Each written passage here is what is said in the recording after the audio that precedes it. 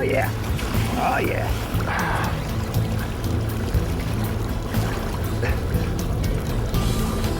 You watch these rods, let me clear them out. You gotta keep that rod tip up. Yeah. This is a nice rod. Yeah.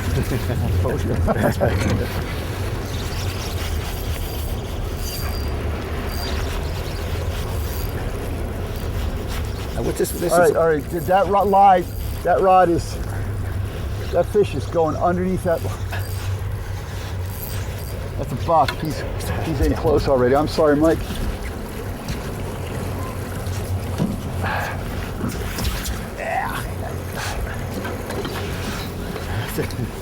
How you doing with that? I love springtime fishing for shad. It's great. I'm gonna slide underneath here, guys. Let me just get this rod on the holder. All right, come on, baby. Easy. Where you want me to bring You got him under control? And we're just gonna land him right here on the back. That's a little buck. Not bad for the first fish of the day, though. No, that's a nice fish. He still doesn't want to. No, you're not gonna beat him up. He's coming. Here he comes. There we go. Oh, nice little buck. First fish of the day isn't too bad, my friend. Hey, springtime fishing, shad fishing on the Delaware River. Stay tuned. It's going to be a good one. All righty.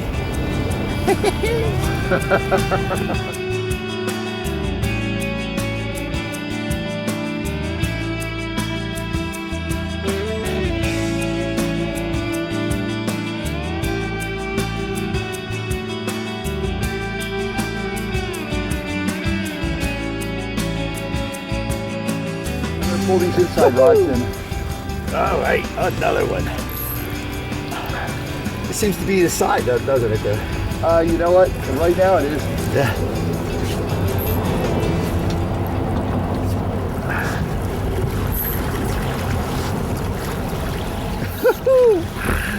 This reminds me of the old days. Oh God, this is fun. Bob, this is the old days. I had my best shad year 2 years ago and my best shad year last year. So this may be fixing to be the next best one. Yeah. It's just, they just keep getting better. You know, it's getting better. As more light we get too, you know? There's a lot of shad out in this river right now. And I get into that current, boy. Oh yeah. That's it. There's head shaking. I think it's another buck. Yeah, it could be. They're the faster ones. Woo. Nope. So they're moving out of those eddies first in the morning, you know. You've got a rod all the way out there, and it's in close. So I got it if pretty that much. fish heads out that way, I'm going to pull that one. I'm going to pull this one right now, so we can land this. All right. Easy, keep him in the water. If he gets out of the water, he'll wear a hole right in his lip. Yeah, you got to be careful with that because of the. Every time that fish comes out of the water, you get a 50% less chance of bringing him in. Come on, baby. That's it. They get into this current, boy. At least they call them four-man salmon. That's what they call. Yeah, that rule I just told you is Dieter's law of diminishing shad returns. Some of those shad jump 3 and 4 times and wear a hole right in their lip, and fourth time they jump and your hook comes right back at you. Yeah. Oh, that's beautiful. Yeah. That's good. What you're going to do now, you're just going to bring I'm going to get underneath you here, okay? Okay. And you're going to walk back towards the front of the boat. You're just going to back up now. Reel down, and lift that tip up. Reel back down, lift. There you go. There we are. There you go. That's beautiful fish. Nice. Oh, look at that. Nice. Nice spring shad. 8:15 in the morning, and we're what, into our second shad already? Yep. All right, let me take that rod from you. That's beautiful, Bob. Springtime, shad fishing on the Delaware River, right here in Lambertville, and I'm on the water with a good fishing buddy, an old fishing buddy for a long time, Captain Dieter from Big D Guide Service here, and I'm gonna put this fish back in the water here. We've been trying to get out for a long time, but you're so busy guiding, that I just can't get to you. Between my day job and my guide job, I do stay a little busy. Yeah. I'm gonna get these rods right back in the water so we can. Okay, we'll do that. We got a run coming through, and that's the hot thing with shad is if you've got a run coming through, you better have rods in the water to get them. When we're doing this, it's a technique, and Dieter's going to talk to us about it. Is that it's like a ballet out here. I mean, you really have to. The shad dance, I call it. Yeah, you have to have your spread set right, and you have to get the rods set where they belong. And then when the fish hits, you got to take off and move everything, make it out. It's almost like blue fishing in a sense. You got to clear all the rods out of the way, Bob. Yep. Because a shad literally in 10 seconds can pull out 100 lines and can come from this side of the boat and collect all 6 lines in the back of the boat. And boy, is that fun. Then I've got the scissors out and I'm cutting lines and trying to keep a fish on, and it gets a little crazy. And then you got to clean the, can you grab that green cloth for me so I can clean this up back here? Shattered slimy fish. Yep, and they got scales, and then when the scales. They got big scales, and so we clean this up, keep the boat clean.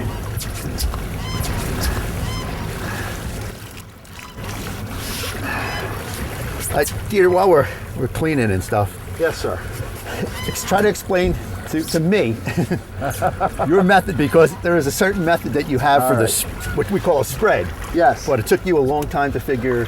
Took me 15 years to figure this out. So we'll start on this rod here.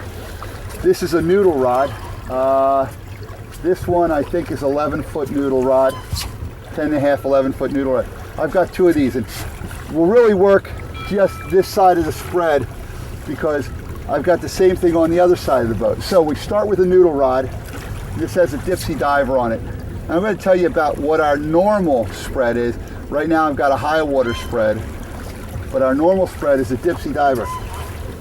That bait is only out 15 feet. The next rod is a, what is that? That is a 9-foot long semi-noodle rod. It's actually a mooching rod, a salmon rod. I use a lot of salmon gear out here. They call shad the poor man's salmon. And really, the gear that we use is very, very comparable to salmon gear, mooching gear. So this also has a dipsy on it right now, but normally this would have a Shad Wrap SR7 on it and would be out 40 feet with a 3-foot fluorocarbon leader with a shad spoon, which I guess we'll show you later, right? Yeah. This has a Rapala dice to 10 foot. Again, this one's 50 feet out. So each of these rods is at a different length out there. So even though the boat's swinging, those baits can't touch each other and can't get tangled. We have tangles on the boat like any boat does, but very few. With 6 rods, it would be very easy if you had them all out the same length to get tangled. Yeah, they just. So this, I'm going to set this dipsy out on this 9-foot, on this 9-footer. This is going to go out right here. The thing about a dipsy is it wants to dive right away. You don't want it to twist, so we're going to just let it out. We're going to keep it on taut line. In this high water, it's going to go out 25 feet about. And we're just going to, again, we're going to keep that line nice and taut. And put it in the rod holder just like that. Snap it in, and that's good. Now I'm going to grab this other rod. And we kind of did that in slow motion, Bob, because we want to show you what's going on. But normally these rods are in, all these rods are back in the holder within 2 minutes of when we bring that shad in.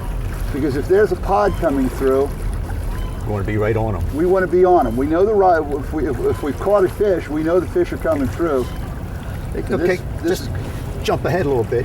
When you say a pod, what exactly do you mean for people who aren't used to being Well, out there? these fish travel in schools, and the best way that I could call it is a pod. They're pods, if you could put that in that holder. Yeah, that's good.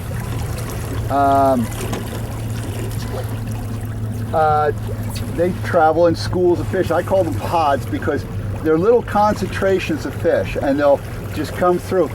And geez, when we get a good-sized pod of shad coming through, you'll watch these rods just dance, and they'll just a shad will take a shot, and they don't get hooked every time they take a shot at one of these. And you'll see the rods dancing, and then you might not have anything for an hour and a half. Shad fishing is that way. The next pod might come through, and you might have 3 or 4 fish hooked up, and be just going crazy. Fish will be jumping and throwing hooks, and then hey, it might be another half hour or an hour before the fish come through again. Now we just had 2 fish in what, maybe 10 minutes? Yeah. Maybe 10. So that's the way shad. I mean, I've literally last year I had customers out here. They came out at 7 o'clock in the morning. I told them come at 7:30. They came out at 7. We waited from 7 until 1 without a single shad. There was a whole fleet of boats out here. There wasn't a single shad. And son of a gun, at 1 o'clock, 3 of my rods didn't go down, and in the next 15 minutes they had 10 shad. They voted 10 shad. That's shad fishing for you. I can't promise you're going to have shad fishing the whole trip, but we are going to catch fish out here. Right. And again, the spread. I'm still interested in this Okay, the spread thing that you can, because you cover so much. The spread is the boat's almost 10 feet wide. The rods on either side are 11 feet, 10 and a half feet, 11 feet long. So literally, we're covering 30 feet of river right here. So it's going to be hard for shad to get by this boat. Yeah.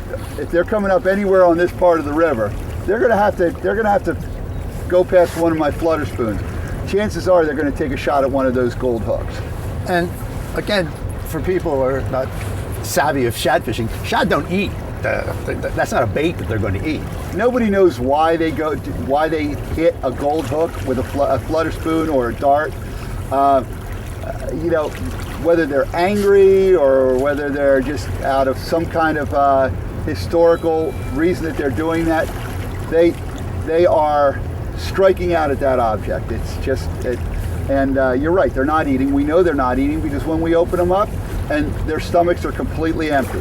So if they were looking for food, we'd find something in some shad bellies. We know they're not eating a thing.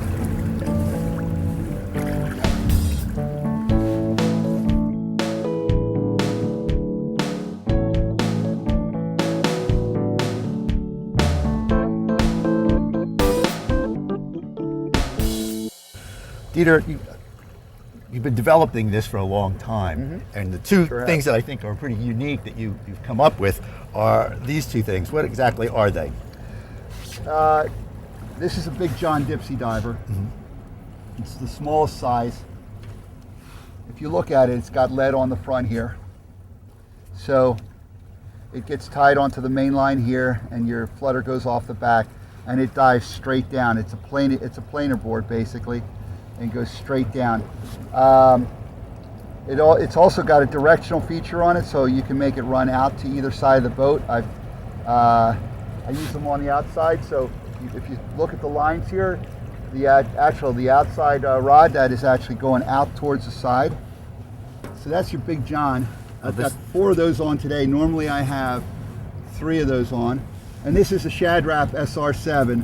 No hooks. Repurposed as a poor man's downrigger. Actually, it's much more effective than a downrigger. You'll see that I've modified it with a swivel on the front of it that keeps tangles to a minimum, no hooks. And what I do is set that out about 40 or 50 feet. It's got a shad flutter on the back of it, and this way I can keep 3 of my baits way out there. They're not tangling because they're spread in the rod holders. I can keep 3 of my baits on the Big Johns in short, 15 feet of line out, and they're not tangling each other. And if I get a fish out there, I'm going to clean all the long rods out. If I get a fish out in here, it's going to take him a while to pull enough drag out to get out those 50 or 60 feet.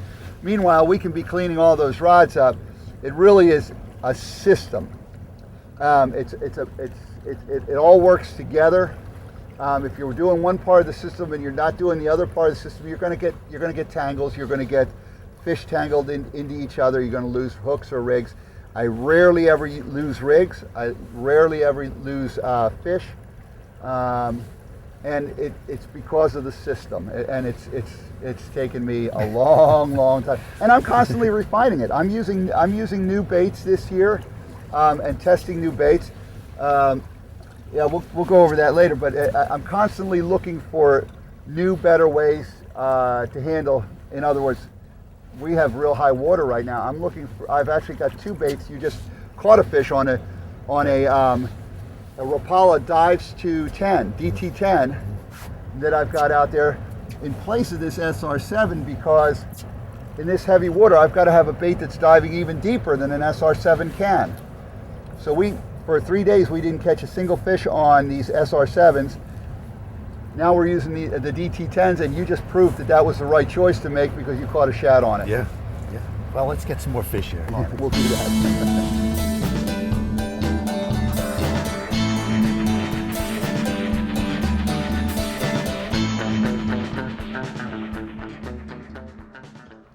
All right, Bob. This dipsy's all loaded up with junk, and you can see it's slowing down. Are you looking at the tip? Yeah, it's probably coming up off the bottom. It's not diving as deep as it was, so we got to get it back down, get all this junk cleared off it. Easiest way to clear the junk off a dipsy: grab your spoon, give a couple shakes. Try not to get that tip wrapped like I just did. And then when you're setting this out, you just want to keep taut to your dipsy, okay? Because if that dipsy is allowed to spin, it'll spin up. So I just usually set it out.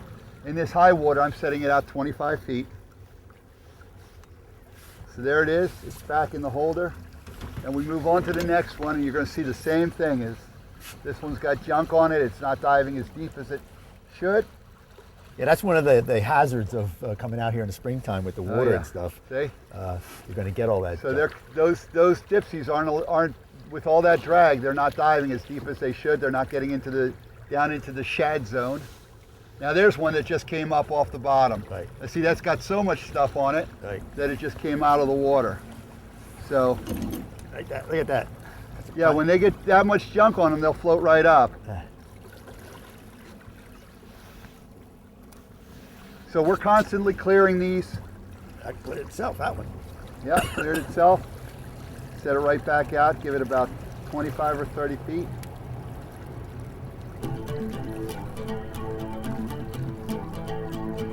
Get it right back down there in the shad zone.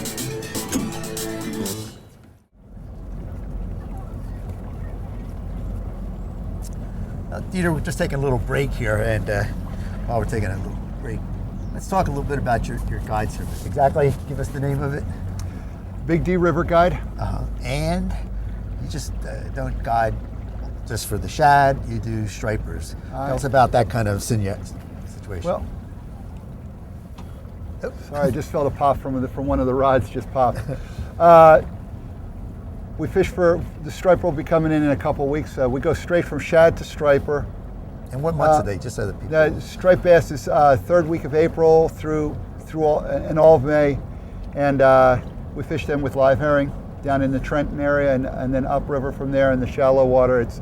It's very different from any kind of striper fishing that most people know because it is shallow water. Most of the fish are caught in 1 to 5 feet of water, certainly not more than that usually.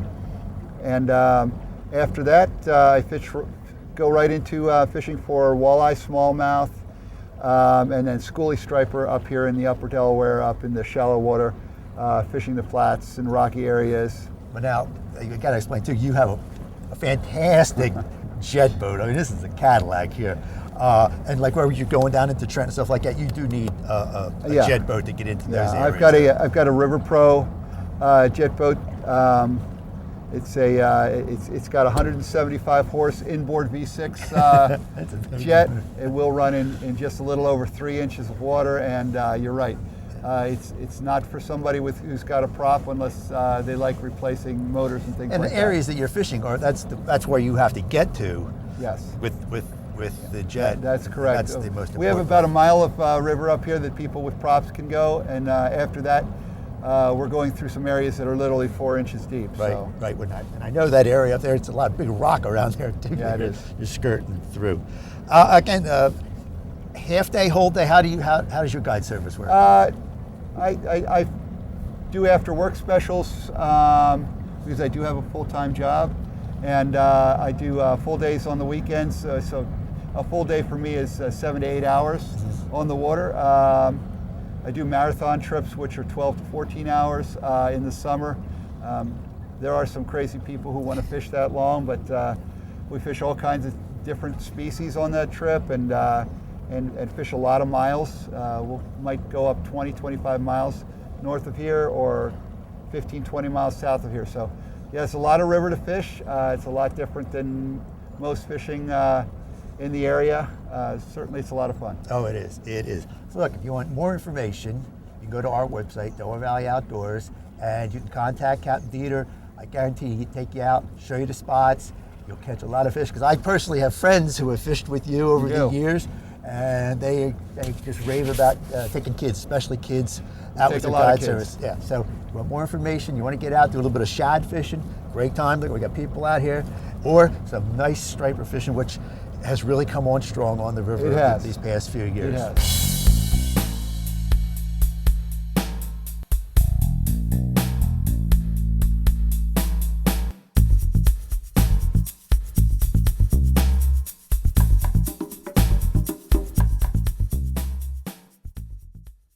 And now for a closer look at today's tackle, Delaware Valley Outdoors presents the Tackle Box. For more information about the tackle used on today's show, go to DelawareValleyOutdoors.com. Peter here, we're at the tackle box section of the show, and it's pretty simple, and I put that in quotes, stuff that we're using. It is. It is. What do we have here first? Well, that's your Big John Dipsy Diver. That's really one of the keys to the system. That's a depth adjusting device. Basically, what it does is get your bait down to the shad. Now the shad may be 2 feet under the surface, or they may be hugging the bottom. This morning we found them hugging the bottom. Right now we're trying to figure out exactly where they were. But generally, if the light conditions are high and bright like this, those fish are going to be down, hugging the bottom, hugging the structure, and this is one way to get them down. Now this is a little tiny thing here, but you say it's very, very important. Well, it is important. And you'll see on this Big John Dipsy Diver here, you'll see that I've got swivels, these Spro super swivels on either side. Also on my other, on my Shad Wrap. The swivels are very important. You've got a lot of current, 5 miles an hour worth of current, and you've got flutter spoons that are constantly moving. You want to keep as much twist out of your line and out of your leader as you can. So that is very important. I use swivels on everything. All right, now the old flutter spoon. The old flutter spoon, and any one of these colors works just great. That one happens to be pink and black. They've all got gold hooks. The thought is that the fish are striking out of some type of primal instinct against that flutter spoon. Flutter spoon does move back and forth. Right. It covers a little bit of territory, and flutter spoons are great. Any size, any style, any color works. It just doesn't really matter your preference. You'll look in my tackle box, I have all sizes and colors. And this? That's my SR7 without any hooks on it. That is another depth adjusting device. Again, I put that 30, 40, 50 feet out depending on the flow of the water. That gets that flutter spoon down into the water column, and depending on where they are, they're down deep. It's working out. That works very well as a depth adjusting device. Right. It doesn't really matter the color situation. Does not matter. Color, just the lip. Color on any of this stuff doesn't matter at all. Mm-hmm. Now this does matter as far as color goes. For me, that matters a lot. I use braided line and fluorocarbon for everything, especially with shad. I got 14-pound fluorocarbon here. You can downsize it to 8. I do have a lot of kids that fish on the boat, so I use the 14s. That gives them a little bit better shot at keeping that fish. But really, for a good fisherman, 8-pound fluorocarbon is going to work. And how long of a leader? 3 feet. 3 feet. Yep. All right. And last but not least, important. You ain't going nowhere without this dog. Well, talk about an anchor. Literally, you're not going anywhere if you have a good anchor. And if you don't have a good anchor, you're going to be going places. Right. And unfortunately, those places are going to be going downstream. We have very heavy flow here. We have a bottom that's very featureless, a lot of gravel, not a lot of big rocks, not a whole lot of things to grab onto. You want a grapple type anchor, you want a lot of weight, 6 feet at least of heavy chain, and then you want a barbell weight, 10 to 25 pounds, because if this isn't holding you, and often it doesn't, you're going to want something like a barbell weight to put onto the eye of this anchor to hold your boat in place, because you can't hold your boat in place, you're not going to catch shad. And one of the other things, a long anchor line. A long anchor line is right. I use at least 100 feet. Plus, if you take a look at the front of my boat, you'll see another 400 feet of anchor line here.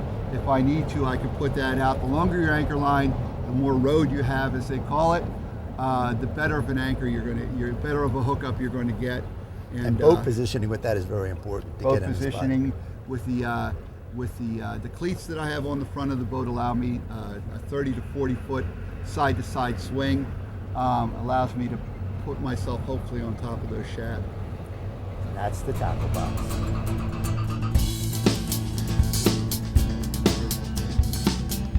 Peter, I want to thank you a whole lot.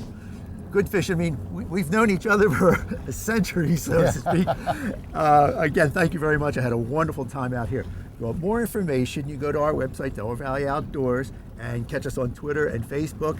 And you send us reports every day you're on the water. You can catch me on Twitter too. So if you want more information, go to our site, catch him on his website. Hey, I'm Bob Murray. I'll see you on the water. Positioning is really important, Captain. Yeah. And so, how did you just move us over a little bit there? Well, I've got the anchor set up with a bridle rig.